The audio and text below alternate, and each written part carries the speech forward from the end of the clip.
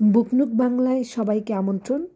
আজকে আমি পড়ছি সমরেশ মজুমদার রচিত তার বিখ্যাত উপন্যাস কালবেলা।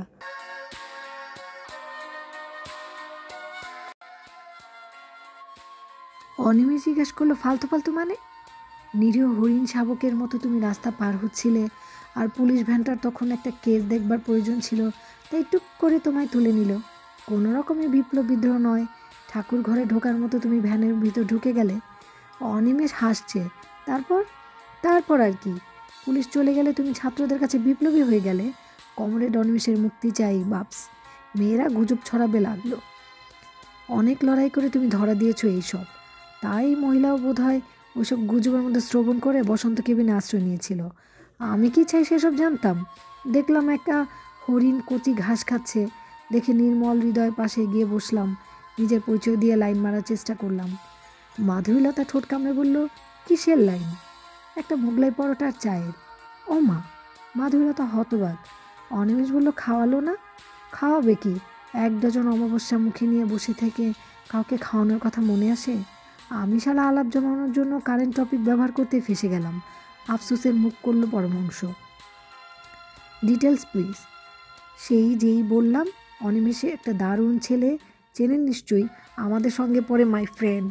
আজ পুলিশ ভুলিয়ে ভালিয়ে ভ্যানে উঠে বাড়ি নিয়ে চলে গেল। অমনি মহিলা ভেঙে পড়ল। মোটেই না, একদমই আর কি করবে না, ফুঁসে উঠল মাধবীলতা। বেশ, তাহলে একা একা বসন্ত কেবিনে কী করছিলেন? আশ্চর্য, আমি ওখানে চা খেতে যেতে পারি না। একা একা? হ্যাঁ, আপনারা যেটা পারেন সেটা একটা মেয়ের পক্ষে কি পারা অন্যায়? হাত জোর করলো পরমহংস। ক্ষমা করুন, আমার অন্যায় হয়ে গেছে, কিন্তু এত সব শোনার পরও যদি হৃদয় না গলে তাহলে আফসোসের কথা। হৃদয় গলবে কী কারণে? বাহ, আমি যদি খবর না দিতাম তাহলে অনিমেষ আপনার কাছে যেত। সেই সুবাদে আমার একটা মাটন অমলেট আর কফি পাওনা রয়ে গেছে। ঠিক আছে, এত করে যখন বলছেন, একদিন খাওয়াবো। আজ আমার কাছে বেশি টাকা পয়সা নেই তো কি হয়েছে, ধার দিচ্ছি। মানে আপনার কাছ থেকে ধার নিয়ে আপনাকেই খাওয়াতে হবে? কি ডেঞ্জারাস লোক! কপালে চোখ তুলল মাধবীলতা। ওরা বারান্দায় দাঁড়িয়ে কথা বলছিল। আজকের মতো ক্লাস শেষ না হলে কিছু কিছু ছেলে মেয়ে এখনও ঘোরাঘুরি করছে। অনিমেষের খেয়াল হলো, টিএনজি যেদিন ক্লাসে বলেছিলেন একবার দেখা করতে, করা হয়নি। ভদ্রলোক যদি এখনও টিচার্স রুমে বসে থাকে তাহলে দেখা করলে কেমন হয়? সে শুনলো পরমহংস বলছে, ওর ব্যাপারটা নিয়ে আপনি কিছু ভাবছেন? কি ব্যাপার? মাধুরীলতা জিজ্ঞাসা করলো। এই যে শ্রীমান ক্লাস করছে না, দেশ উদ্ধার করতে পার্টি করছে, এসব করে ভবিষ্যতে গোলমালে পড়বে তা বুঝতে চাইছে না। আপনার এখন কর্তব্য ওকে বুঝিয়ে বলা। পরমহংস গড়গড় করে বলে গেল, আমি কেন? দোহাই, আর খেলবেন না। আমি মাইরে কিছুতে এইরকম খেলা সহ্য করতে পারি না, কেমন নার্ভ ছেড়ে যাওয়ার অবস্থা হয়। মাধবীলতা হাসলো। দেখুন, ওকে আমি খুব অল্প জানি, তবে যদি কেউ মনে না করে সে যা করছে ঠিক, তাতে কোনো বাধা দেওয়া উচিত নয় বলে আমি বিশ্বাস করি। কিন্তু যদি সাফারিংস আসে, সেটা তো জেনেই ডেকে আনা হচ্ছে, তা এলেই আফসোস করে লাভ কি? এমন ছেলে মানুষের মতো কথা বলেন না। অনিমেষের মনে হলো এবার কথার মোড় ঘোরানো দরকার। পরমহংস ক্রমশ ব্যক্তিগত পর্যায়ে নিয়ে যাচ্ছে আলোচনাটা। আর একটু এগুলোই মাধুরীলতা ফোঁস করে উঠবে, আর তখন সামলানো মুশকিল হয়ে পড়বে।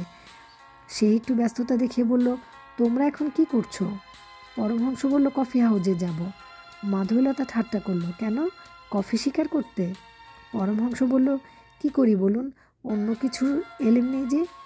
অনিমেষ ওদের দাঁড়াতে বলে টিচার্স রুমে চলে এলো। যা ভেবেছিল তাই, ঘর ফাঁকা। ফিরে এসে বলল, টিএনজির সঙ্গে দেখা করতে গিয়েছিলাম, উনি নেই, চল বেরিয়ে পড়ি। মাধবীলতা হাঁটতে হাঁটতে জিজ্ঞেস করলো, হঠাৎ টিএনজি কেন? একদিন ক্লাসে আমাকে দেখা করতে বলেছিলেন, আর যাওয়া হয়নি। কথাটা শোনা মাত্র দুজন অবাক হয়ে অনিমেষের দিকে তাকালো। পরমহংস বলল, গুরুদেব, লোক মাইরি, 6 মাস আগের কথা আজ মনে পড়ল? এরপর হয়তো 10 বছর বাদে একদিন এসে জিজ্ঞাসা করবে, মাধবীলতা, তুমি যেন কী কথা বলেছিলে সেদিন? কথাটা শেষ না করে দ্রুত পা চালালো সে। চিৎকার করে বলল, কফি হাউজে আছি, ইচ্ছে হলে এসো, নইলে চলে যাও। চোখ মুখ লাল করে মাধবীলতা বলল, আচ্ছা ফাজিল তো। অনিমেষ বলল, কিন্তু ভীষণ হাসি খুশি। তা অবশ্য, মনে প্যাঁচ থাকলে কেউ এরকম কথা বলতে পারে না। যার যত প্যাঁচ সে তত গম্ভীর। এতদিন পর দেখা হলো, তবু হাসি দেখতে পেলাম না। অনিমেষ চোখ ছোট করলো। আমার মনে প্যাঁচ আছে? আছেই তো। মাধুলতা অন্যদিকে মুখ ফিরালো। কীরকম? এতদিন দেখা হয়নি, তবু খোঁজ নেওয়ার ইচ্ছা হয়েছিল। তুমি ক্লাসে আসোনি? আমি কিছু বলবো না। গম্ভীর মুখে হাঁটতে শুরু করলো মাধবীলতা। হঠাৎই এই পরিবর্তনে কোনো কারণ বুঝলো না অনিমেষ। অস্বস্তি শুরু হলো। সেদিন বাসে মনে হয়েছিল পুনরাবৃত্তি হয় তাহলেই সর্বনাশ। মাধবীলতা খুব গম্ভীর মুখে বলল, বুকের ভেতরটা টলমল করছে। সে দ্রুত পা চালিয়ে মাধবীলতার পাশাপাশি গিয়ে জিজ্ঞেস করলো, এই কি হয়েছে? মাধবীলতা অন্যদিকে মুখ ফিরিয়ে হাঁটলেও অনিমেষ ওর গালের নিচে শিরায় কাঁপুনি লক্ষ্য করলো। আর প্রশ্ন করতে সাহস পেল না। চুপচাপ ওরা হেঁটে গেল অনেকটা পথ। বউবাজার ছাড়িয়ে যেতে গিয়ে অনিমেষ পাশের একটা রেস্টুরেন্ট দেখিয়ে বলল, একটু চা খাবো। আমার খাওয়ার ইচ্ছে নেই। থমথমে মুখে এবার মাধবীলতার। তাহলে থাক। একটু ইতস্তত করছিল মাধবীলতা। তারপর বলল, আমি বসছি। না, একা একা চা খাওয়া যায় না। কপালে ভাঁজ ফেলে মাধবীলতা অনিমেষের মুখের দিকে এক পলক দেখে নিয়ে খুব স্বাভাবিক ভঙ্গিতে রেস্টুরেন্টের ভিতর ঢুকলো। বেশ ভিড় দোকানটায়।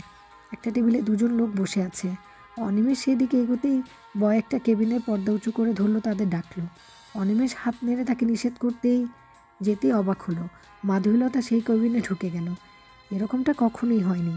অনুচ্চারিত একটা শর্ত ছিল যে ওদের কোনো নির্জন কেবিনে বসবে না। মাধবীলতার ধারণা সেই কেবিনের ভেতর লোকে বদমাইশি করে, অথচ আজ এমন নির্দ্বিধায় নিজেই ঢুকে গেল। অনিমেষ কেবিনে ঢুকে বিপরীত চেয়ারে বসতেই কথাটা জিজ্ঞেস করলো, Mughlai fish fry, breast cutlet, কবিরাজি কী দেব? অনিমেষ বলল, কিছু না, শুধু চা। অনলি চা? ছেলেটা যেন তাচ্ছিলের গলায় প্রশ্নটা করলো। অনিমেষের রাগ হয়ে গেল বলার ধরনে, যেন রেস্টুরেন্টে ঢুকলে এক গাদা খাবার খেতে হবে, নইলে মান থাকবে না। কিন্তু সঙ্গে সঙ্গে মাধবীলতা বলল, ফিশ ফ্রাই আছে? তাহলে দুটো দিন। ছেলেটি হাসলো, তারপর পর্দা ফেলে দিয়ে চলে গেল। অনিমেষ জিজ্ঞেস করলো, এটা কি হলো? তোমার খিদে পেয়েছে? মাধবীলতার মুখের ভাব একটুও বদলায়নি। তুমি কি করে জানলে? মুখ দেখলেই বোঝা যায়। কিন্তু আমার পকেটে মাত্র 2 টাকা আছে, এতে মিটবে? এবার বিচলিত হলো মাধবীলতা। আজ ব্যাগ নিয়ে আসিনি, হাতে শুধু খাতা ছিল। কিন্তু কোমর থেকে রুমাল বের করে তার গিট খুলে একটা টাকা, কিছু খুচরো পয়সা বের করলো। একটু বিব্রত মুখে জিজ্ঞাসা করলো, এতে হবে না? অনিমেষ হেসে ফেলল, ছেড়ে দাও, আমি ওকে শুধু চা দিতে বলছি। না, ঘাড় শক্ত করলো মাধবীলতা। ফিশ ফ্রাই খাবই। আমার হাতে সোনার বালা আছে। সোনার বালা দিয়ে কি হবে? জমা দিয়ে দিব, পরে দাম দিয়ে ছাড়িয়ে নেব। এক দৃষ্টি মেয়েটাকে দেখলো অনিমেষ। অসম্ভব জেদি, কিন্তু ছেলে মানুষ মনে হচ্ছে। ব্যাপারটা যে হাস্যকর তাও মাথায় ঢুকছে না। অনিমেষের মনে হলো ওই রকম অপ্রস্তুত অবস্থায় ঢোকাটাই তার অন্যায় হয়েছে। সে মুখ নামিয়ে টেবিলের কাচের তলায় রাখা মেনু কার্ডের উপর চোখ রাখলো। ফিশ ফ্রাইয়ের দাম 1 টাকা 40 আর চায়ের দাম 30, অর্থাৎ 3 টাকা 40 পয়সা ব্যয় করলে এ যাত্রায় রেহাই পাওয়া যায়। দুজনের কুড়িয়ে বাড়িয়ে সেটা হয়ে যাবে, কিন্তু বাড়ি ফেরা? সে জিজ্ঞাসা করলো, তোমার রেলের টিকিট আছে? ঘাড় কাত করলো মাধবীলতা। তারপর খাতাটা খুলে মাসের টিকিটটা দেখালো। অনিমেষ নিশ্চিন্ত গলায় বলল, যাক, প্রবলেম সলভড। তোমার সোনার বালা হাতে স্থির আছে। থাক, আমার যা পয়সা আছে তাতে স্বচ্ছন্দে দাম মেটানো যাবে। বোঝাটা কমে যেতে মাধবীলতা হাসলো। এই হাসিটা দেখলে মনে হয় এত সুন্দর মুখের সরল বালক হাসছে। একটু আগেও হেঁটে আসার সময় যে কালো মেঘ জমেছিল তা এখন উধাও। ভাগ্যে সেই টাকার সমস্যাটা উঠেছিল। অনিমেষ মনে মনে বয়টাকে ধন্যবাদ দিল। সে একটু সহজ গলায় জিজ্ঞাসা করলো, এবার বলো, তোমার কি হয়েছে? যাই হোক, তোমার কিছু এসে যায়? যায় যায় বলেই তো তুমি মুখ গম্ভীর করলেই মরে যেতে ইচ্ছে করে। অনিমেষ সত্যি কথাই বলল, যাও, যত বানিয়ে কথা। আমি যে ক্লাসে 6 দিন আসিনি, মরে আছি কি বেঁচে আছি খোঁজও নাওনি। আমি তো ভেবেছিলাম আজ তোমার হোস্টেলেই যাব। মাধবীলতার আবদারের ভঙ্গিতে কথা শেষ করলো। অফিস থেকে বেরোতে রোজ দেরি হয়ে যাচ্ছিল। এই যা, আমি ভেবেছিলাম তুমি আমার জন্য নোট নিয়ে যাচ্ছ। মুশকিলে পড়তে হবে। যাক, কি হয়েছে বলো। মেয়েদের তো এই বয়সে একটাই সমস্যা থাকে। আমার বিয়ের জন্য সবাই এত ব্যস্ত হয়ে উঠেছে যে মাঝে মাঝে মনে হচ্ছে আমি ওদের বোঝা হয়ে গেছি যেন। এদেশে মেয়ে হয়ে জন্মানোটাই পাপ। এ কথা তুমি বলেছ, কিন্তু ভাবো তো, ইউনিভার্সিটি অবধি আসার সুযোগ তো তুমি পেয়েছ। এরকম কটা মেয়ের ভাগ্যে ঘটেছে। বাহ, তাই একটা লজ্জার কথা ঢাকা দিয়ে রাখতে হবে? লজ্জা কেন? মেয়েরা বড় হলে বাপ মা সুপাত্রে দিয়ে জীবনটা নিশ্চিন্ত করতে চাইবে না? স্নেহ থেকেই তো এটা আসে। তাহলে সুপাত্রটি মেনে নেব? কি বলো তুমি? তোমার যদি বাসনা হয়। দেখো, আমি তোমাকে ধরে রাখিনি। যদি মনে হয় আমাকে তোমার কোনো প্রয়োজন নেই, তাহলে স্বচ্ছন্দে চলে যেতে পারো। কারো দয়া নিয়ে আমি বেঁচে থাকতে চাই না। আমি আমার নিজেরটাই নিজে বুঝে নেব। মাধবীলতার মুখ আবার থমথম হয়ে যাচ্ছে দেখে অনিমেষ বলল, তখন থেকে শুধু আমাকে বকেই যাচ্ছ, আসল কথাটা বলে ফেলো। এমন জ্বালায় না। মাধবীলতা আনমনে কথাটা বলতেই খাবার দিয়ে জিজ্ঞাসা করলো, কিছু বললেন? না না, আপনাকে নয়। বয় চেলে যেতে অনিমেষ বলল, জ্বালালে তো, অথচ নয় বললে কেন? মাধবীলতা তার সেরা অলংকার ভুরুর তলায় চাহনি রাখতেই অনিমেষ চোখ বন্ধ করলো। ওর ওই চাহনিটা বুকের মধ্যে যেন জল তরঙ্গ বেজে ওঠে। সে দেখলো মাধবীলতা নিজের প্লেটের ফ্রাইটা দুভাগ করে একটা টুকরা তার প্লেটে তুলে দিয়ে বলল, অনেক কষ্টে থামিয়েছি। কি? বিয়ে।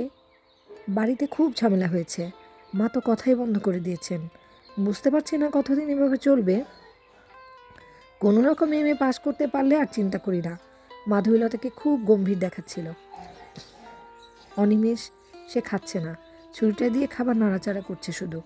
বুকের মধ্যে এক ধরনের চাপ অনুভব করলো অনিমেষ। হঠাৎ হাত বাড়িয়ে সে মাধবীলতার হাতটি ধরল। তুমি ভেঙে পড়ো না লতা। কথা না বলে ঘাড় নেড়ে না বলল মাধবীলতা। তারপর কেমন কান্না মেশানো গলায় বলল, শোনো, তুমি আমাকে কখনো অবহেলা করো না। আমি প্রতিজ্ঞা করছি, আমি স্বপ্নেও ভাবতে পারি না কথা। মাধবীলতা ধীরে ধীরে হাত ছাড়িয়ে নিল। কিছুক্ষণ বাদে অনিমেষ জিজ্ঞাসা করলো, সেদিন আমি গিয়েছিলাম বলে বাড়িতে কোনো অসুবিধা হয়নি তো? কথা হয়েছিল তুমি কে, কোথায় থাকো, এইসব। আমি জানি আমার ব্যাখ্যা ওদের সুখী করেনি। আচ্ছা, একটা কথা বলতে পারো, যে মেয়েকে তিল তিল করে বাবা মা বড় করলো, তাদের আদর যত্ন, সেই মেয়ে বড় হয়ে গেলেই তাকে কেন সন্দেহ করতে হবে সব সময়? কেন মনে হয় যে অন্যায় করছে? বোধ হয় স্নেহের অধিকারী এর কারণ। কি জানি, অধিকারবোধ বড়ই অন্ধ করে দেয় মানুষকে। খাবারের বিল মিটিয়ে বাকি পয়সা কটা টিপস দিয়ে ছেলেটি খুশি হয়ে নমস্কার করলো। ওরা রাস্তায় বেরিয়ে আসতেই মাধবীলতা বলল, তোমার আমার দুজনের কাছেই আর পয়সা নেই না? অনিমেষ শূন্য পকেটের কথা ভাবতে চাইছে না।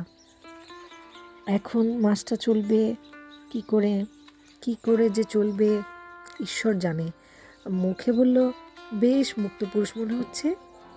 তা ঠোঁট বেঁকালো, এমন স্বার্থপর না। আমারও যে পয়সা নেই সেটা ভুলে গেলে কথাটা বলার সময়। ও হাসলো। মুক্ত পুরুষ বললে যে ছবিটা মনে আসে, মুক্ত নারী বললে কখনোই বোঝা যায় না। সে বলল, তোমার তো বাবা বাড়িতে পৌঁছলেই পয়সা পাওয়ার সুযোগ আছে, কিন্তু ওই 2 টাকাই তো আমার শেষ সম্বল ছিল। এখন এই কলকাতা আমার একটা পয়সাও নেই। কত লাগবে তোমার? মানে, আমি কাল তোমাকে দিতে পারি, আমার কিছু জমানো টাকা আছে।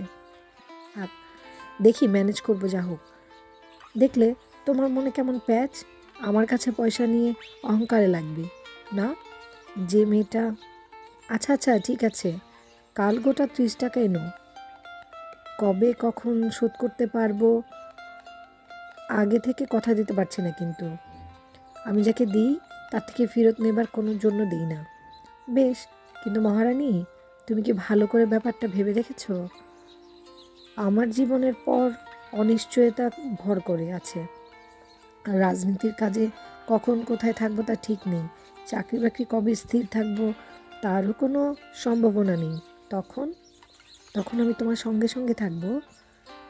এ কথা বোঝো না কেন? আমি কখনোই তোমার বাধা হয়ে দাঁড়াবো না। শিয়ালদা স্টেশনে পৌঁছানোর পর মাধবীলতা বলল, তুমি যেন কবে বাইরে যাচ্ছ? সামনের মাসে। নির্বাচনের কাজ করলে অনেক অভিজ্ঞতা হবে। তাছাড়া জায়গাটা আমার একদম অচেনা নয়। কবে ফিরছ? ভাবছি নির্বাচন শেষ হলে বাড়ি ঘুরে আসব। আমাকে নিয়ে যাবে সঙ্গে? তুমি যাবে? হ্যাঁ। তোমার বাড়ি? সে আর ভাবি না। না, এখন যাব না। যেদিন তোমার পরিচয় নিয়ে যেতে পারবো সেদিনই আমি যাব। এখন তুমি কাজ করে এসো। পকেটে পয়সা না থাকায় পায়ে হেঁটে বাড়ি ফিরেছিল অনিমেষ। পথ যদিও দীর্ঘ নয়, তবুও তার মনে হচ্ছিল যেন উড়ে উড়ে যাচ্ছে। এত আনন্দ কে পায়? উপনির্বাচনটি নিয়ে উত্তর বাংলায় কোনো উত্তাপ নেই। কংগ্রেসের কাছে আসনটির অনেক মর্যাদা জড়িয়ে আছে। মন্ত্রীরা ঘন ঘন এসে জনসাধারণকে বুঝিয়ে যাচ্ছে। এসবের দরকার ছিল না আগে নির্বাচনে। যিনি আসনে দাঁড়াতেন তার নামটাই একটা মন্ত্র ছিল। ভদ্রলোকের মৃত্যুর পর তার ছেলে দাঁড়িয়েছে এবার। পারিবারিক অধিকারের আসনটি তার হবেই জানা সত্ত্বেও কোনো ঝুঁকি নিতে চাননি তিনি। তাই মন্ত্রীদের যাওয়া আসা, বিরোধিতা কখনোই নিজের বিরোধের দূরত্ব কমিয়ে ফেলতে পারে না। এসব অঞ্চলে ফরওয়ার্ড ব্লকের পরিচিতি আছে সুভাষ বোসের কল্যাণে। গ্রামের চাষাভুষো মানুষ এখনও তাদের নেতাজির পার্টি বলে মনে করে। সিপিআই সমাজতন্ত্রী দলগুলো কাজ করছে। পার্টি ভাগ হওয়ার পর সিপিএম অধিকতর সক্রিয়। ইংরেজের বিরুদ্ধে কেউ লড়াই করার অধিকার ছাড়তে রাজি নয়। নির্বাচনে যোগদান না করলে জনসাধারণের কাছে পার্টির নাম বাঁচিয়ে রাখা যায় না, এরকম একটা বোধ এদের প্রত্যেকের। বিরোধী ভোট ভাগ হয়ে যাওয়া কংগ্রেসের পক্ষে চায়ের কাপে চুমুক দেওয়ার মতো নির্বাচনে জেতা সহজ হয়। কিন্তু এবার উপনির্বাচন বলেই হোক কিংবা অন্য কোনো কারণেই হোক, বিরোধীরা মোটামুটি একটু সমঝোতায় এসে প্রার্থীদের সংখ্যা কমিয়ে এনেছে। মুশকিল হলো যারা নমিনেশন পায় না তারা দল ছেড়ে নির্দল হিসেবে দাঁড়িয়ে যায়। সেটাও এবার এড়ানো গেছে। মোটামুটি দ্বিমুখী লড়াই যেতে পারে। উপনির্বাচনটি ঘিরে তাই কর্মীদের মধ্যে বেশ উত্তাপ ছড়াচ্ছে। কলকাতা থেকে এসে অনিমেষ সেটা প্রথম দিনেই টের পেল। কিন্তু যারা নির্বাচন করবে তারাই নিরুত্তাপ। দাসপাড়ায় পার্টি অফিসে বসে ওরা পরিকল্পনা করছিল। কলকাতা থেকে অনিমেষের সঙ্গে যারা এসেছেন তার নির্বাচনের কাজে অত্যন্ত অভিজ্ঞ। লোকাল কমিটির সঙ্গে যৌথ দায়িত্ব দিয়ে প্রচারের কাজ চালিয়ে যাওয়া হবে। বিভিন্ন পরিকল্পনা হচ্ছিল। সৌমেন সেন বলে একজন পৌর অনিমেষদের নেতা, তিনি বলেন ডোর টু ডোর ক্যাম্পেইনই ভালো ফল দেয়। যা সময় আছে তাতে এলাকাটা চষে ফেলা যাবে। কতগুলো গ্রুপে ভাগ হয়ে গিয়ে আমাদের কাজে লাগতে পারি। মনে রাখতে হবে এখনকার সাধারণ মানুষের একমাত্র জীবিকা চাষবাস। তাই আমাদের কথাবার্তা জমি এবং চাষ দিয়ে শুরু করাই ভালো। আমি বলতে চাইছি ওদের সঙ্গে এমনভাবে কথা বলতে হবে ওরা যেন আমাদের নিজেদের লোক বলে চিন্তা করে। লোকাল কমিটির একজন সদস্য কথাগুলো শুনে হাসলেন। আপনি যা বললেন তা শুনতে ভালো লাগলো, কিন্তু বাস্তবে বোধহয় এটা একদমই কাজে দেবে না। কারণ দরজায় দরজায় ঘুরলে কেউ আপনার সঙ্গে কথাই বলবে না। মোড়ল যা বলে দেবে তাই তাদের কাছে শেষ কথা। মোড়ল দেখবে তাকে কোন দল কীরকম সুবিধা দিচ্ছে, তার উপর নির্দেশ দেবে।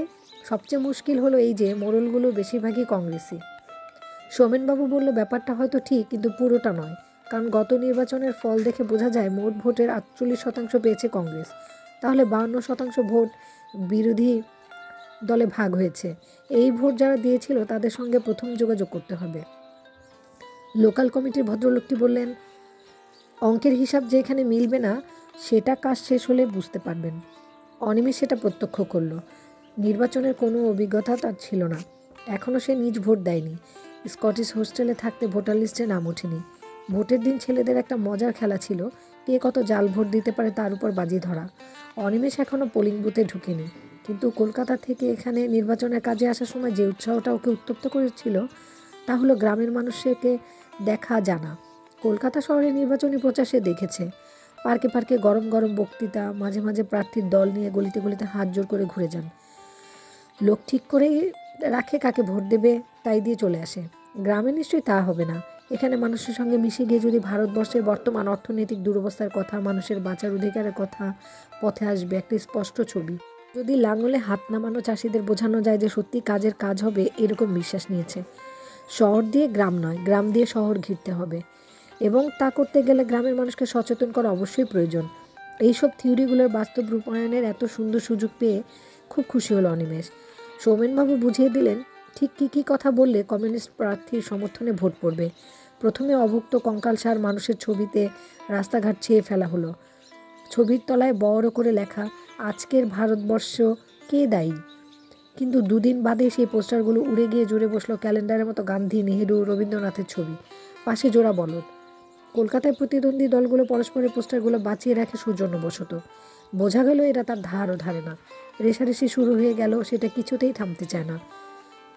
খুন খারাপই অত্যন্ত সামান্য কথা। সীমান্ত খুবই কাছেই, আবার শিলিগুড়ির সঙ্গে দূরত্ব বেশি নয়। একটা বাস যাতায়াত করে দাসপাড়া শিলিগুড়ির মধ্যে। পশ্চিম বাংলায় কলকাতার পর আধুনিক শহর বলতে শিলিগুড়িকেই বোঝায়। ব্যবসা কেন্দ্র, স্মাগলিংয়ের কল্যাণে শহরটা কসমোপলিটন চেহারা নিয়ে নিয়েছে। অথচ তার চৌহদ্দি ছাড়লে যে গ্রামগুলো, সেখানে এখনও প্রাগৈতিহাসিক চেহারা বর্তমান। 100 বছর আগেও যেভাবে জমি চাষ হতো, খাদ্যাভাবে ভুগত ও সন্তান উৎপাদন করতো, আজও তার হেরফের হয়নি। এদের কাছে শিলিগুড়ির সঙ্গে নিউ ইয়র্কের কোনো ফারাক নেই। উত্তর বাংলার 5টা জেলায় 5টা সদর শহরেই যা কিছু রাজনৈতিক ক্রিয়াকলাপ তার আজ এদের গায়ে লাগেই না। মানুষগুলোর চেহারা কুচবিহার, জলপাইগুড়ি মোটামুটি এক। রাজবংশী সম্প্রদায় মাটি থেকে ফসল তোলে, চিরকালের অবহেলিত হয়ে আছে ওরা। শহরের মানুষরা এই সুযোগ নিয়ে ওদের নিজেদের প্রয়োজনে ব্যবহার করে। শিকার হয়ে মানুষকে বিশ্বাস করে নিজেদের অন্ধকারকে আরও গাঢ় করা ছাড়া কোনো উপায় নেই এখন। রাজবংশীরাই এখন মাটির মানুষ, এদের ভোটেই জেতা হারা সম্ভব নির্ভর করে। জোড়াবলদের ওপর আত্মিক টান আছে এদের, মোড়লদের নির্দেশ সেই টানকে আরও জোরালো করে। শিলিগুড়ি ছাড়িয়ে ইসলামপুর দিকে এলেই দুপাশের যে গ্রামগুলো তার চরিত্র আলাদা। পাকিস্তান থেকে আসা উদ্বাস্তুরা একটু একটু করে শিকড় গাড়ছে মাটিতে, কিন্তু সংখ্যায় ভারী এবং মাটির কর্তৃত্ব তাদের হাতে, তাদের মেজাজটাও সবসময় টান টান। মুসলমান সম্প্রদায়ের এই আধিক্যই গ্রামগুলোর চরিত্র একটু অন্যরকম করেছে। এরা যা বোঝে তার বেশি বুঝতে চান না কিছুতেই। কংগ্রেসের বিকল্প কিছু এদের ভাবনাতে আসে না। পাশেই সীমান্ত ছাড়িয়ে পাকিস্তান, কিন্তু সে ব্যাপারে এদের কোনো ভাব প্রবণতা নেই। অনিমেষের কাজ এদের সঙ্গী। এ এলাকার মানুষদের প্রভাবিত করতে হবে কংগ্রেসের বিরুদ্ধে ভোট দিতে। এর পার্টি থেকে যে ভদ্রলোক প্রার্থী হয়েছেন তিনি মুসলমান। জনসংখ্যার হিসেবে 30% হিন্দু হলে উভয় পক্ষেই হিন্দু প্রার্থী সাহস করেনি। কংগ্রেসের ক্ষেত্রে সে প্রশ্নই ওঠে না। মালদার একজন সম্ভ্রান্ত বংশীয় মুসলমান দীর্ঘকাল পশ্চিম দিনাজপুরের এই প্রান্ত দেশ থেকে সম্মানের সঙ্গে নির্বাচিত হয়ে আসছিলেন। এবার তার ছেলে দাঁড়িয়েছে। গতবার কমিউনিস্ট পার্টি থেকে যিনি দাঁড়িয়েছিলেন তিনি হিন্দু ছিলেন বলেই কম ভোট পেয়েছিল, এমন কথা শোনা যায়। ব্যাপারটা চিন্তা করতেই ধাক্কা খেল অনিমেষ। তার মানে কোনো মতবাদ বা আদর্শ এখানে কাজ করছে না, মানুষগুলো ধর্মান্ধতার সুযোগ নিয়ে প্রার্থী নির্বাচন করা হচ্ছে। তাহলে কংগ্রেসের সঙ্গে কমিউনিস্ট পার্টির কী পার্থক্য থাকলো? কথাটা সোমেনবাবুকে বলতে তিনি কিছুক্ষণ অনিমেষের মুখের দিকে চেয়ে থাকলেন। মাওসেতুং এর একটা থিওরি হলো, দুপা এগিয়ে যেতে মাঝে মাঝে এক পা পিছিয়ে যেতে হয়। এখন বর্ষার চলে যাওয়ার সময়, তবু উত্তর বাংলায় বর্ষা কি সহজে যেতে চায়? হুড়মুড় করে কিছুক্ষণ জল ঝরিয়ে আকাশ বেশ কিছুক্ষণ স্তব্ধ হয়ে বসে থাকে। ভোর হতেই দাসপাড়া থেকে ওরা বেরিয়ে পড়েছে গ্রামগুলোতে চলে যেত। তখন মাঠের কাজ ছিল না। গ্রামগুলোতে সকাল হতো দেরিতে, অদ্ভুত ঢিমে চালে দিন শুরু হয়। এভাবে প্রত্যক্ষ অভিজ্ঞতায় গ্রামের মানুষ দেখা অনিমেষের একটা নেশার মতো হয়ে গেল। এক একটা গ্রাম যেন এক একটা বাড়িকে কেন্দ্র করেই বেঁচে আছে। জমিদার আর বাংলাদেশে নেই কথাটা কলকাতায় বসে শোনা ছিল, কিন্তু এখানে এসে মনে হলো কথাটা একদম মিথ্যে। জমিদারের চেহারা পাল্টে গেছে, কিন্তু চরিত্র একই রকমই আছে। জোদ্দারের সঙ্গে তার মৌলিক পার্থক্য নেই। সেই জোদ্দারের বাড়িতে আগে যেতে হতো ওদের। মোটামুটি পাকা বাড়ি, টিনের চাল। জোদ্দার ওদের দেখলে ব্যস্ত হয়ে বেরিয়ে আসতেন। আসেন আসেন বাবুরা, কী সৌভাগ্য, এ গ্রামের কী সৌভাগ্য যে আপনারা পদধূলি পড়ল। বসতে আজ্ঞা হোক, বসতে আজ্ঞা হোক। 3-4টে মাদুর পাতাই থাকে বোধহয় সবসময় তার দাওয়ায়। অনিমেষরা বসতেই ভদ্রলোক বললেন, বলুন কী সেবা করতে পারি। অনিমেষরা 3জন এই দলে ছিল, সৌমেনবাবুরা অন্য গ্রামে গেছে। ভদ্রলোকের মুখে ভাবভঙ্গি অনিমেষের ভালো লাগছিল না। আর একটা কারণ, এখানে আসতে যে ঘরগুলোর চোখে পড়েছিল তার জরাজীর্ণ দশার তুলনায় এই গৃহের প্রাসাদ মনে হচ্ছে। শোষক এবং শোষিতের পার্থক্যটা বড্ড স্পষ্ট। গ্রামে এসে বক্তৃতা আগে এই ভদ্রলোকের সঙ্গে ভাবঝামেলা অধিকতর কাজ হবে বলে মনে হয়েছিল। বলল, আপনি তো জানেন নির্বাচন এসে গিয়েছে, আমরা নির্বাচনের কাজে এই গ্রামে এসেছি। ভদ্রলোক বললেন, শহরে গিয়ে শুনেছিলাম বটে, তা কোন পার্টির মানুষ আপনারা? আগে তো কখনো দেখিনি। অনিমেষ বলল, আমরা মোহাম্মদ চৌধুরীর পক্ষে প্রচার করতে এসেছি। চৌধুরী? ও, তাহলে আপনারা গিয়ে হলেন কমিউনিস্ট। এবার কমিউনিস্টরা খুব চাল দিয়েছে, ভালো ভালো। চৌধুরীকে দাঁড় করিয়ে নবাব সাহেবের ছেলেকে বিপদে ফেলেছে জব্বর। তা আপনাদের পরিচয় জানলাম না তো, শহরেও মনে হয় দেখিনি। অনিমেষের সঙ্গী বলল, আমরা কলকাতা থেকে নির্বাচনের কাজে এখানে এসেছি। এখন যদি আপনি সহযোগিতা করেন তাহলে খুশি হব। হা হয়ে গেলেন ভদ্রলোক। কলকাতা থেকে এসেছে, অত দূর থেকে এই গ্রামে? তাহলে তো বলতে হবে খুব জব্বর ব্যাপার হবে এবার। একদম রাজধানীতেও সারা পড়ে আছে আমাদের নিয়ে, কি আশ্চর্য। অনিমেষ বলে, এতদিন আপনারা এলাকা থেকে কংগ্রেসের প্রার্থী নির্বাচিত হয়ে আসছেন। ব্যক্তিগতভাবে তার বিরুদ্ধে কিছু বলতে চাই না, কিন্তু কংগ্রেসের এতদিনের শাসন আমাদের কোথায় নিয়ে যাচ্ছে এটা ভাবার সময় এসেছে, এবং সেটা ভেবেই গ্রামের ভাইরা ভোট দেন। ভদ্রলোক পিটপিট করে অনিমেষকে দেখলেন, তারপর মাথা নেড়ে বললেন, বুঝলাম না, গ্রামের মানুষ ভোট দেবে তা আমার কি করার আছে? আপনি আমাকে নিজের কথা বলতে পারেন, অন্যের কথা আমাকে বলে লাভ কি? অনিমেষ বলল, শুনলাম আপনার অনুমতি ছাড়া। মিথ্যে কথা, অপপ্রচার। আপনার যেমন খুশি তেমন বোঝান, আমি এর মধ্যে আসি কী করে? লোকটি প্রতিবাদ করে উঠল। ভদ্রলোককে ধন্যবাদ দিয়ে ওরা বেরিয়ে পড়ল। চাষনির্ভর গ্রাম, মানুষগুলো এত দরিদ্র যে সোজা হয়ে দাঁড়াবার কোথাও অনেকে ভুলে গেছে। এই মানুষগুলোকে সচেতন করতে হবে, শ্রেণী সংগ্রাম উদ্বুদ্ধ করতে হবে। মইদুল শেখের উঠোনে বসে কথা বলছিল অনিমেষ। রোগা, পাঁজর বের করা চেহারা, মুখে খোঁচা খোঁচা দাড়ি, পরনে লুঙ্গি শতছিদ্র, মাইদুল উবু হয়ে বসে অনিমেষের কথা শুনছিল। মাটির দাওয়ায় অনিমেষ বসে, মাথার উপরে জলমেঘ অনেকটা নেমে এসেছে। উঠানময় ছড়িয়ে ছিটিয়ে রয়েছে কতগুলো ন্যাংটো বাচ্চা। মইদুলের বউ দাওয়ায় খুঁটি ধরে মাথায় ঘুমটা টেনে দাঁড়িয়ে আছে। মাংস মেধহীন লিকলিকে শরীরটা ঘিরে কাপড়টায় অনেক সেলাই। অনিমেষ জিজ্ঞাসা করলো, আচ্ছা মইদুল ভাই, তোমার জমিতে বছরে ফসল হয় কয়টা? জমি তো আমার নয় বাবু। যে জমিটা তুমি চাষ করো সেটা তোমার নয়, তবে কার? বড় কর্তার। সে আবার কে? যার ঘরে বসে এতক্ষণ কথা বলছিলেন তার। অনিমেষ লোকটার মুখ স্মরণ করলো। কেমন তেল চকচকে চেহারা। এই গ্রামে ঢুকতে গেলে ওর সঙ্গে কথা বলে সহজ হবে বলে শুনেছিল অনিমেষ। যেন এই গ্রামের মানুষরা সব ওর তাবেদার। পা এগোতে হলে এক পা পিছোতে হবে। তাই বুঝি এই লোকটার সাথে সমঝোতা করতে হলো। তার মানে তুমি ভাগ চাষি? মাথা নাড়ল মইদুল। ফসল হয় 3 বার, জমি যার তার। শ্রম আমার 2 ভাগ, তিনি নেবেন 1 ভাগ আমি। অনিমেষ বলল, ওতে চলে যাবে সারা বছর। সাদা চোখ অনিমেষের দিকে তাকালো মইদুল। এমন ফ্যাকাশে চোখ কখনো দেখেনি অনিমেষ। এই দৃষ্টি যেন বুকের ভেতর নড়ে চড়ে দেয়। কোনো শব্দ দিয়ে বোধহয় এমন উত্তরটা যেন না। অনিমেষ উসখুস করে জিজ্ঞেস করছিল, এর আগে কখনো ভোট দিয়েছ? ঘাড় নাড়ল মইদুল। তা দেব না কেন? না দিলে কি চলে? কাকে ভোট দিয়েছ? বড়কর্তার পার্টিকে। সেটা কি? ওই যে বাবু জোড়া বলদ, তাতে ছাপ দিয়ে দিয়েছি আমরা। কিন্তু কেন দিলে তাতে? ভারী মজার কথা। দেব না কেন? বড়কর্তা বলল তাই দিলাম। যাদের দিলে তারা ভালো লোক না মন্দ লোক না জেনেই দিলে? সে খবর আমার দরকার কি? আর যেসব ছবি দিল সে সমস্ত কাস্তে, ধানের শীষ, সিংহ, ওদের দিয়েই বা কী লাভ হতো? এ তবু চেনা ছবিতে ছাপ দেওয়া। বড়কর্তা খাওয়ালেন সেদিন, সেটাই লাভ। মইদুল হাসল, এবার বইয়ের দিকে তাকিয়ে। কিন্তু সেখানে কোনো প্রতিক্রিয়া হলো না। অনিমেষ অন্তরঙ্গ হবার চেষ্টা করলো। শোনো ভাই মইদুল, তুমি যে একজন মানুষ যে দেশের জন্য খাবার উৎপাদন করে ঘাম ঝরিয়ে এই অবধি, বলেই অনিমেষের মনে হলো যে ঠিক ভাষায় কথা বলছে না। এইভাবে কথা বললে মইদুলের কাছে পৌঁছানো যাবে না।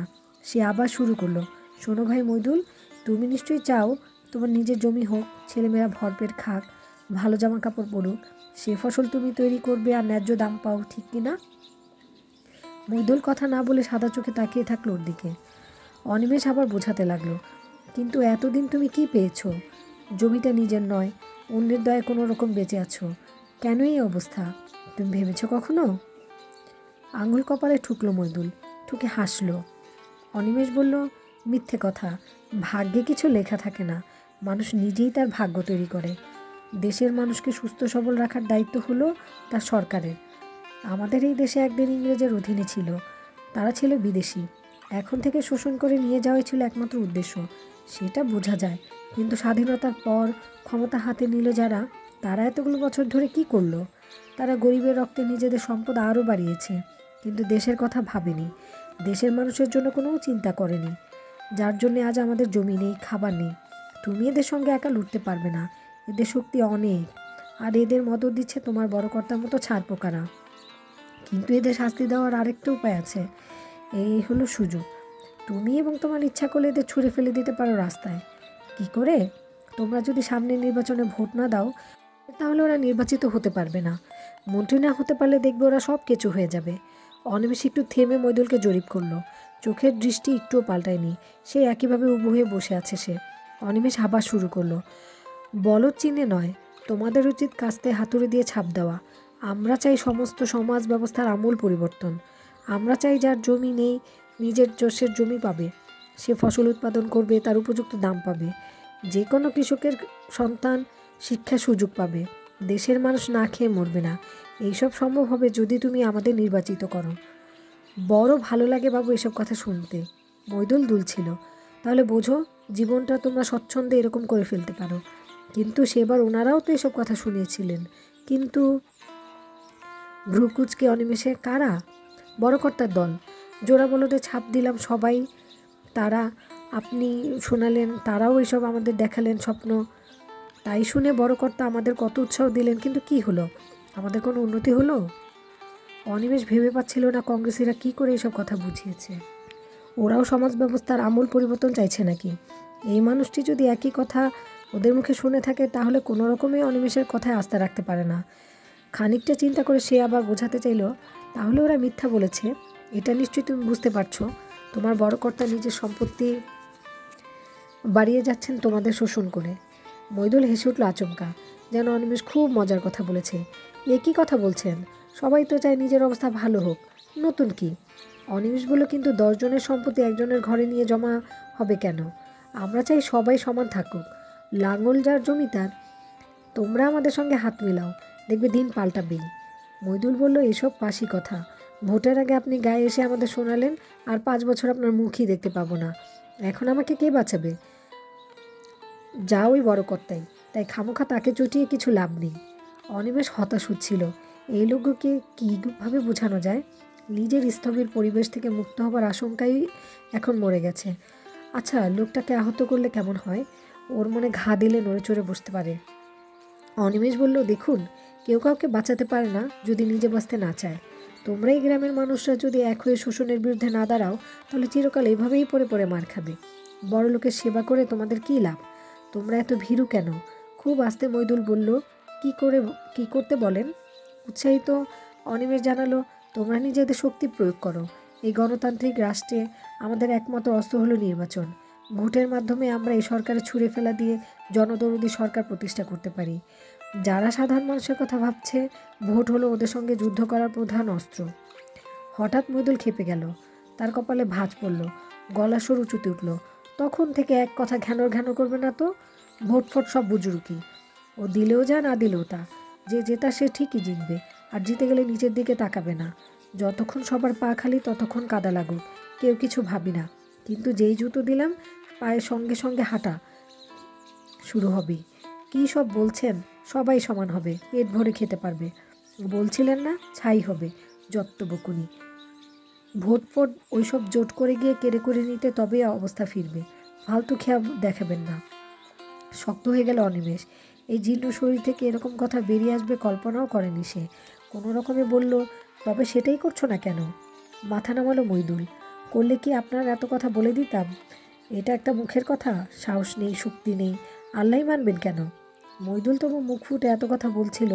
গ্রামের অন্য মানুষের সঙ্গে কথা বলতে গিয়ে অন্যরকম অভিজ্ঞতা হলো। কেউ মুখ খুলে না, সবাই মরা মাছের মতো চোখ চেয়ে থাকে। সারাদিন গ্রামে ঘুরে বিকালে একটা জমায়েত হলো।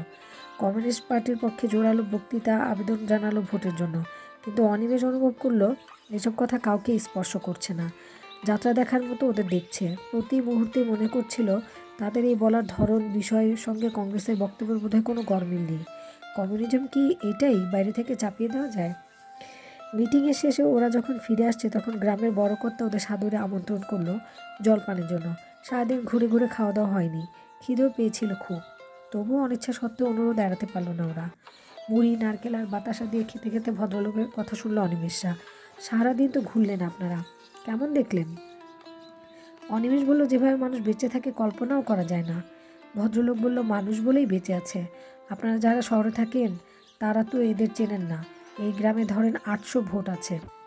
প্রতিবার জোড়া বলদ পায় সেগুলো। আগে যিনি দাঁড়াতেন তিনি আমাকে অতীব স্নেহ করতেন। তার ছেলেকে শুনেছি লোক ভালো নয়, তাই আমরাও পছন্দ নয়। এখন কি করবেন ঠিক করুন। অনিমেষ জিজ্ঞাসা করলো, কথাটা বুঝতে পারলাম না। সরল কথা, 800 ভোটের যারা ন্যায্য দাম দেবে তারা এগুলো পাবে। যিনি এমএলএ হবেন তিনি 5 বছর কত টাকা পাবে ভাবুন তো। হাজার হাজার টাকা তার পকেটে ঢুকবে। এই হবার আগে আমাদের একটু মূল্য দিলে ক্ষতি কি? বরং নিশ্চিন্ত 100 গুণ হয়ে টাকাটা ঘুরে আসবে ঘরে। হাসলেন বড় কর্তা। অসম্ভব। কি যাতা বলছেন আপনি? গণতান্ত্রিক রাষ্ট্রে আপনি ভোট বিক্রি করার প্রস্তাব দিচ্ছেন? আপনাকে তো জেলে পড়া উচিত। অনিমেষের এক সঙ্গী চিৎকার করে উঠল, গণতন্ত্র? হা হা হা, হাসালেন বড় কর্তা। মজার কথা হলো ওসব তো বইয়ে থাকে। আরে মশাই, কংগ্রেস আর কমিউনিস্ট যারা ভোটে দাঁড়ায় তারা একই টাকার এপিঠ ওপিঠ। ক্ষমতা পাবে বলে পার্টির ফান্ড বানাবে, ক্যাডারদের চাকরি দেবে বলে নিজের পকেট ভারী করবে, এই তো মতলব। আর যারা ভোট দিতে পেরে সাহায্য করবে তার আঙুল চুষবে। অনিমেষ আর কথা না বলে বেরিয়ে এলো। মাঠ ভেঙে দাসপাড়ায় ফেরার সময় অনিমেষের খুব ক্লান্ত লাগছিল। মনে হচ্ছিল সারাদিনের পরিশ্রম কোনো কাজেই লাগলো না। স্বাধীনতার পর থেকে আমাদের দেশ যেভাবে নির্বাচন করা হয়ে থাকে, দেশের মানসিকতার প্রতিফলন ঘটতে সে বিষয়ে যথেষ্ট সন্দেহ আছে। মইদুলের মতো মানুষরা এই ভোটের উপর কোনো আস্থা রাখে না, কেড়ে নেওয়ার কথা বলে, কিন্তু সেটা তো স্রেফ ডাকাতি, অরাজকতা। আর রাত্রে শুয়ে শুয়ে অনিমেষ আরেকটি কথা ভাবছিল। নির্বাচনী প্রচার প্রচারণা করতে এসে জনসাধারণকে বোঝাচ্ছে, আমাদের ভোট দিন, আমরা আপনাদের সুখের রাজ্যে নিয়ে যাব। কংগ্রেসিরা নিশ্চয়ই এই কথা বলছে। এ যেন 3-4টে সাবানের কোম্পানি দরজায় দরজায় গিয়ে প্রোডাক্টের গুণাগুণ বলে বেড়াচ্ছে বিক্রি বাড়ানোর জন্য। যেসব প্রার্থী দলের হয়ে দাঁড়াচ্ছে তাদের সঙ্গে জনসাধারণের যোগ নেই। তার কর্মীরা কয়েকদিনের মধ্যে মধ্যস্থতা করছে মাত্র। কোনো রকম বিশ্বাস থেকে এদের ভোট দেবে না। যদি দেয় তাহলে কথার চটকে ভুলে প্রাপ্তির আশায়। দেশে নতুন সরকার গঠিত হলে ওই দলের কী সম্পর্ক থাকবে? তাছাড়া কমিউনিস্ট পার্টি যদি একটি সংগঠিত আদর্শ ধারক হয় তাহলে এই নির্বাচনের ব্যবস্থায় তার সঙ্গে কংগ্রেসের পার্থক্যটা কী থাকছে? এদের মানুষকে বিরক্ত রাস্তায় হাঁটতে হয়েছে। এতদিন তাতে কিছু না পেলে পাইয়ে না দিলে তাদের সমর্থন পাওয়া যাবে না। এই দেওয়া নেওয়া পদ্ধতিতে কি কখনো কমিউনিজমরা প্রতিষ্ঠা সম্ভব? এই কদিন নির্বাচনী প্রচার অনিমেষকে আরও একটি জিনিস শেখালো, কমিউনিস্ট নেতাদের বিখ্যাত উক্তিগুলো মানুষ নিজের প্রয়োজনে প্রয়োগ করতে পারে। সংসদীয় গণতন্ত্রের নির্বাচন হলো একমাত্র অস্ত্র, এবং তার ব্যবহার করতে গেলে কোনো রকম সুষ্ঠু রাখা বোকামি। শ্রীকৃষ্ণ বলেছিলেন, যুদ্ধ কোনো কাজই অসঙ্গত নয়। নির্বাচনে জিততে হলে সবসময় থিওরি আঁকড়ে বসে থাকলে চলবে না। বড় শত্রুর সঙ্গে লড়াই করতে গেলে ছোট শত্রুর সঙ্গেও সাময়িক বন্ধুত্ব পাততে বাধা নেই। নির্বাচনে জেতার ব্যাপারে গৃহীত পথ যদি কংগ্রেস থেকে ভিন্ন না হয় তাহলে ক্ষতি কী? কারণ 2 পা এগোতে হলে 1 পা পিছিয়ে যেতে আপত্তি নেই। অস্থির অনিমেষ দাসপাড়া থেকে এক সকালে জলপাইগুড়ি রওনা হয়ে গেল কাউকে কিছু না বলেই। কদমতলায় বাস থেকে নামতে রিকশায় হর্ন, মানুষের চিৎকার, তার কান ঝালাপালা হয়ে গেল। সঙ্গে একটি কাঁধে ঝোলানো ব্যাগ। অনিমেষ চুপচাপ হেঁটে রূপমায়া সিনেমার সামনে এসে দাঁড়ালো। প্রতি বছর শহরটা একটু একটু করে চেহারা পাল্টাচ্ছে। নতুন নতুন দোকান, তাদের সাজানো ঢং অভিনত্ব চোখে পড়ছে। রূপমায়া আগে নাম ছিল আলো ছায়া। জীবনের প্রথম সিনেমা দেখেছিল সে এখানে। ছবিটার নাম দস্যুমোহন। হলটাকে ভালোভাবে দেখলে অনিমেষ এতগুলো বছরও একই রকমই আছে। তবে আগে হিন্দি ছবি হতো না, এখন তাই চলছে। খুব চেনা রাস্তায় দীর্ঘদিন পর হাঁটলে এক ধরনের অনুভূতির সৃষ্টি হয়। অনিমেষ খুশি খুশি মেজাজে চারপাশে তাকাচ্ছিল। চৌধুরী মেডিকেলের কাউন্টারে রামদা বসে আছেন। অনিমেষকে দেখেই হাত দিয়ে ডাকলেন। ভদ্রলোকের হাসিটা খুব সুন্দর। কখনো চুলে তেল দেন না বলে সব সময় ফেপে থাকে সেগুলো। ওর ওষুধের দোকানের সামনে এলে অদ্ভুত একটা অনুভূতি হয় অনিমেষের। নানান ট্যাবলেট, ক্যাপসুল, ওষুধের বোতল দেখতে দেখতে এক ধরনের নিরাপত্তা আসে।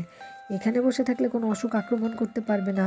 দোকানের মধ্যে ঢুকলে ওষুধ মার্কা গন্ধটা না ঘেঁষে তা বেশ আরামদায়ক মনে হয় তখন। রামদা হাসলেন। কবে আসা হলো? এইমাত্র। কাঁধের ব্যাগটা দেখালো অনিমেষ। এইভাবে শুধু একটা ব্যাগ নিয়ে? রামদা বিস্মিত। কাজে এসেছিলাম এদিকে, হঠাৎ চলে এলাম। তা আপনাদের খবর কি? আমি সবসময়ই ভালো।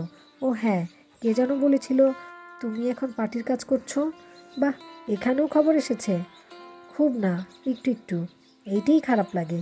যখন কিছু করবে তখন পুরো দমে করবে, নয় একদম ধারে কাছে যাবে না। মাঝামাঝি থাকাটা মারাত্মক। জানো তো, অখিলদা মারা গেছে। অখিলদা মানে কংগ্রেসের? হ্যাঁ, তবে ওকে আমার জন্য পরিচয় চেনা উচিত ছিল। জলপাইগুড়ি শহরে খেলাধুলা উন্নতি যে লোকটা না থাকলে হতো না। অনিমেষের মনে পড়লো মানুষটাকে, সে কোনো স্পোর্টস বা খেলায় এই লোকটি না হলে চলতোই না। অর্থবান মানুষ, খেলার জন্য 2 হাতে অর্থ বিলিয়েছে। এমনকি বৃদ্ধ বয়সে নিজে ফুটবল খেলতে নামতেন। হাফ প্যান্ট পরা, ফর্সা, হাসিমুখী সেই মানুষটা লেফট আউট রাইট দাঁড়িয়ে এই বয়সে কেমন ফিক করতে রামধনু হয়ে গেল। গোল দিয়ে ঢুকতো। অনিমেষ জিজ্ঞেস করলো, কী হয়েছিল? মার্ডার। রাতে খেলার মাঠ থেকে ফেরার পথে? রামদা গম্ভীর হলেন। কেন? সেটাই বোঝা যাচ্ছে না। এরকম হাসি খুশি মানুষটাকে কে এমন সুস্থ মাথায় মারা যায়? পুলিশ কোনো হদিস পাচ্ছে না। শহরটা কেমন পাল্টে গেছে। এখন কেউ কাউকে পছন্দ না করলে সহজেই সরিয়ে দিতে পারে। অনিমেষ রামদাকে দেখল। ওর সুন্দর মুখে একটা বিমর্ষ। যতদূর জানা আছে রামদা রাজনীতিতে নেই। বাপুপাড়া পাঠাগারের সূত্রে গল্প, উপন্যাস, পত্রিকা নিয়ে ডুবে থাকেন। তাহলে শহরটা ভেতরে ভেতরে পাল্টে যাচ্ছে। এটা কি রাজনীতির কুপ্রভাব? প্রসঙ্গটা এড়াতে রামদা কাশির লজেন্স বের করে এগিয়ে দিয়ে বলল, কদিন থাকছো? ঠিক নেই বলে লজেন্সটা কাগজ থেকে ছাড়িয়ে মুখে ঢুকালো অনিমেষ। রামদা তখনই একজন খদ্দেরকে ওষুধ দিতে ব্যস্ত হয়ে পড়ল। অনিমেষ বলল, চলি। ঘাড় নেড়ে সম্মতি জানিয়ে রামদা আবার হাত তুলে তাকে দাঁড়াতে বলল। গলায় ঝাঁঝ লাগছিল অনিমেষের। ওর মনে পড়ে গেল যখন এখানে আড্ডা মারতে আসতো তখন এই লজেন্সটা তার বরাদ্দ থাকতো। কথাটা তার খেয়াল ছিল না। কিন্তু রামদা সেটা মনে রেখেছেন। তার নিজের মনের অবচেতন ব্যাপারটায় থেকে গিয়েছিল বলেই ওটা নেওয়ার সময় অন্যমনস্ক স্বচ্ছন্দতায় নিয়েছিল। রামদাকে আজ নতুন করে ভালো লাগলো তার। কাজ শেষ করে রামদা ওর সামনে এসে কাউন্টারের উপর দুহাত রেখে বলল, তোমার দাদু এসেছিলেন। দাদু? হু, এখন তোমাদের একে একা রাখা উচিত নয়। কেন, কি হয়েছে তুমি জানো না? না, সত্যি বিশ্বাস করুন। অনিমেষ খুব নার্ভাস হয়ে পড়ল। বুকনুট চ্যানেলটির সাথে থেকেও সাবস্ক্রাইব করো। নেক্সট পর্ব শোনার আমন্ত্রণ রইল।